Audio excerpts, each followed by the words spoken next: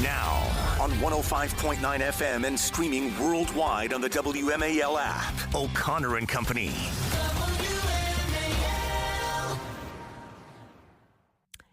It is 7:37. It is the last day of April. Can you believe that, Hans? Yeah, Weird. and the 101st day of the Trump administration, too. That's right. You're listening to O'Connor and Company. Coming up at 8:05, Joe Concha. He'll discuss his new book and news of the day. At 8:35, General Jack Keane on the 50th anniversary of the fall of Saigon. I'm Julie Gunlock, joined by Hans von Spagovsky. Good morning, Hans. Yeah, good morning, Julie. Thanks for having me into the studio this morning. And joining us now is John Reid, Republican candidate for Virginia Lieutenant Governor. Good morning.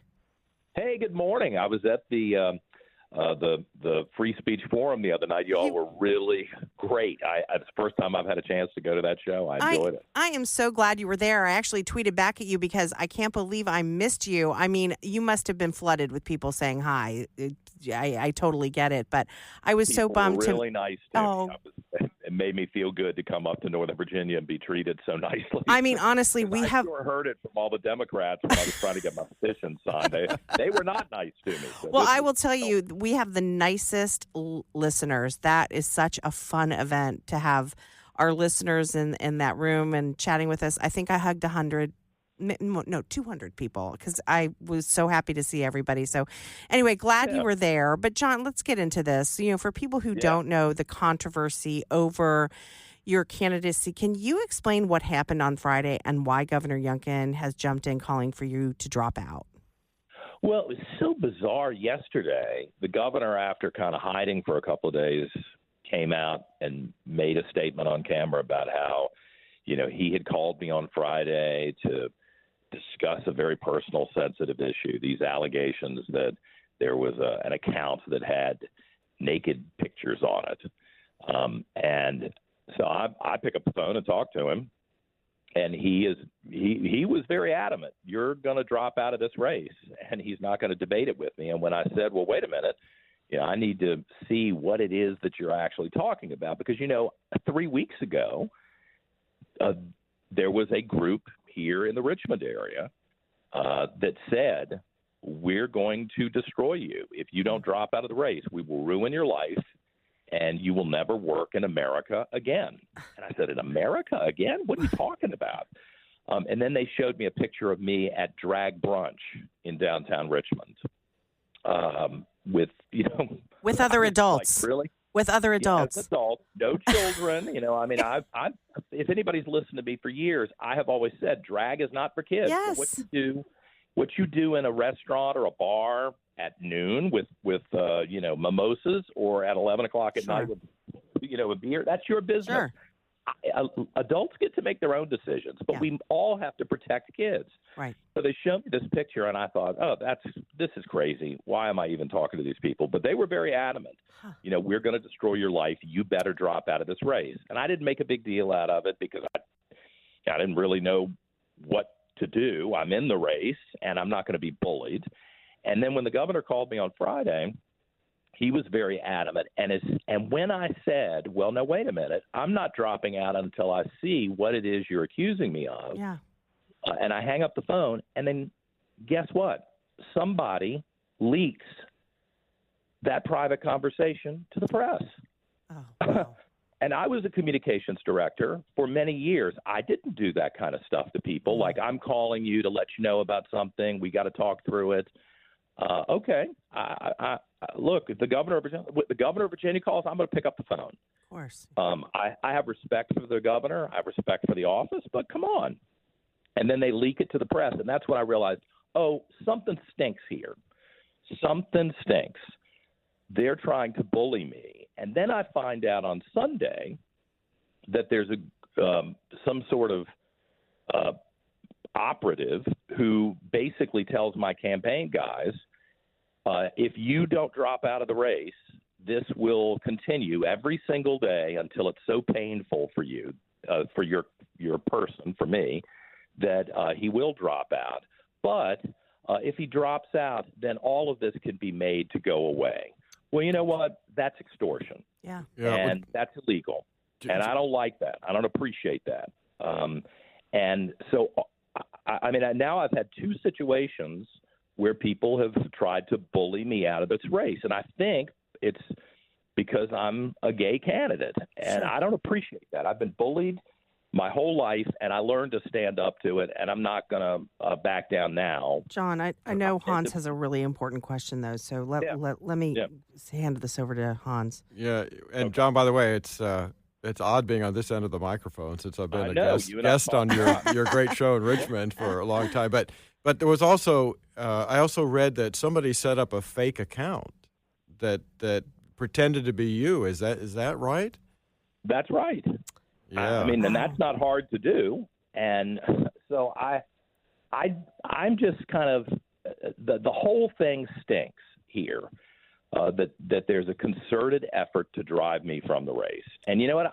We've seen this over and over again. Yeah. From the first day that Donald Trump got in the race, the Brett Kavanaugh situation. I mean, the list goes on and on, where people are abused like this. And I think they're just coming for me early so that they can put in this role the person, whoever that is, that they would rather have. Well, you know what? I told everybody a year ago that I was thinking of running for lieutenant governor, and I have been on the campaign trail almost every day. And you know what? I'm actually a loyal Republican because I continue to campaign this weekend. And I said I'm thankful we've had Governor Youngkin to veto 200 bad Democrat ideas. I think we all need to vote for Winsome Sears because we got to have a Republican governor. We need to vote for Jason Miyares for Attorney General. He's done a great job. I mean, I'm a loyal Republican.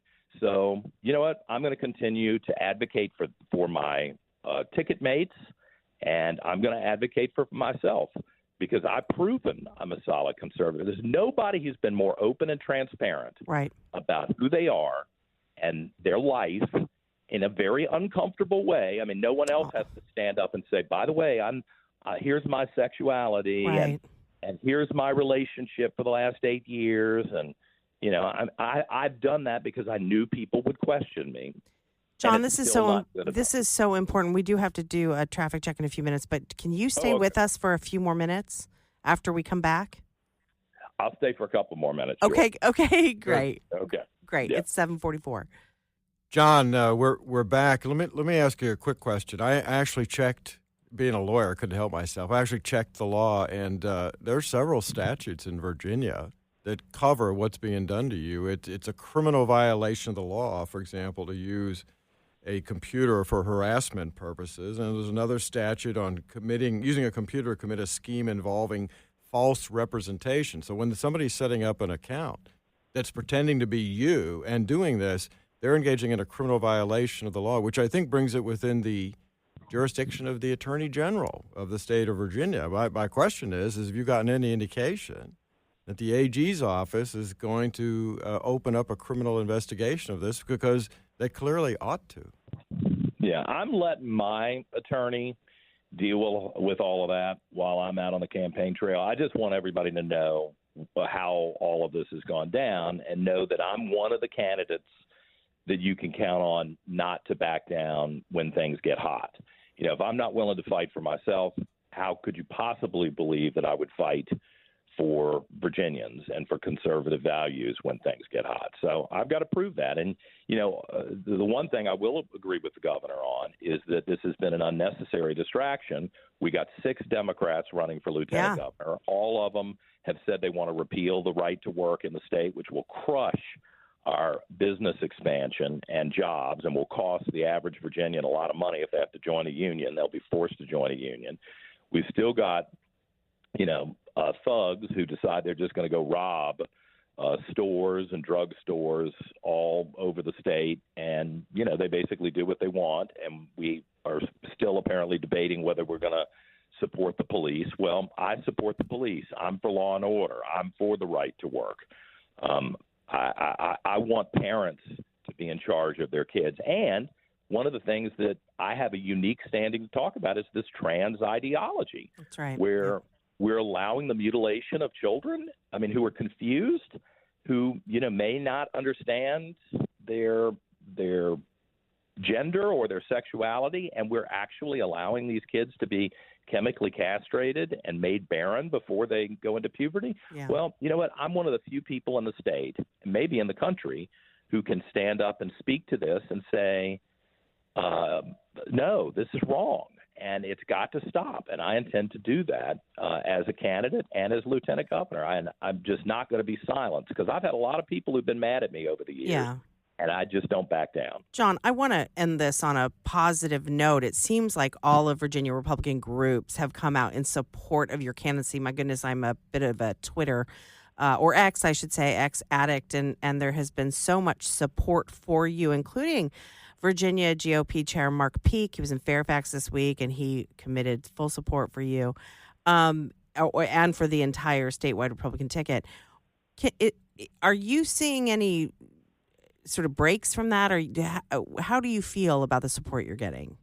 People have been wonderful. And you know what? It's because I've been a public figure for 10 years on TV way back when, but, that's different than being a talk show host. Sure. They know that I supported all of the Republicans who were in office. I've had them on the show. I've been supportive. I've tried to be fair to everybody, but I've been supportive. Donald Trump, I've had his back when we realized, oh, my God, everything they're doing to him is a made-up, fabricated lie or a twisting, horrible thing to try to bankrupt him or jail him, impugn him, kill him. So I think people who know me, they know that I'm one of the real fighters out there for the things that we believe in. And so, I knew that there'd be distractions. I just thought they'd come from the Democrats. Lastly, early voting, is this right? It starts on Friday. Is that correct? Well, early voting starts on Friday. Of course, there is no primary in this race. Right. I am the nominee because, my opponent had to drop out, unfortunately.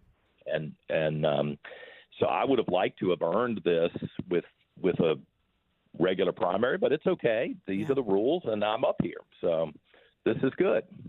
Well, and tonight, I'm having this rally good. Here in Richmond.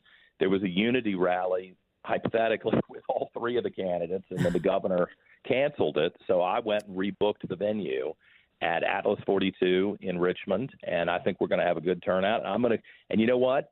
I'm going to stand on that stage by myself, and I'm going to endorse Winsome Sears, I'm going to Jason Miyares, and I'm going to be thankful that we have a Republican governor who has stopped bad Democrat ideas. Tell us again where and what time that event is. That's at a place called Atlas 42 in Short Pump in Central Virginia, here in Richmond. Yeah. And, people have been very generous donating online, too. Oh, good. JohnReidForVirginia.com. Right. I'm really appreciative that people have realized that this is a nasty attack on me, and they don't like it, and they've tried to back me up. And I'm thankful for that. Well, I'm thankful you came on this morning. It's great to talk to you, and we look forward to hearing more from you. Thank you so much. I appreciate both of you. Thanks so much. We've got more coming up. It is 7:52.